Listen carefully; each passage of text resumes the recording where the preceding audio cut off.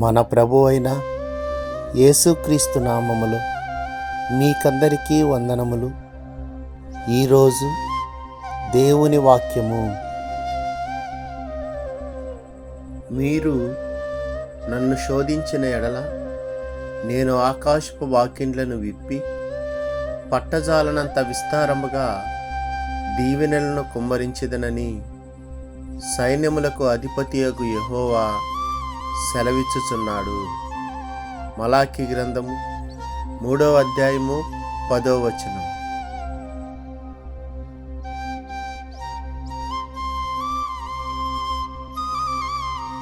ఈ దినము దేవుని కృప మనకందరికీ తోడై ఉండును గాక.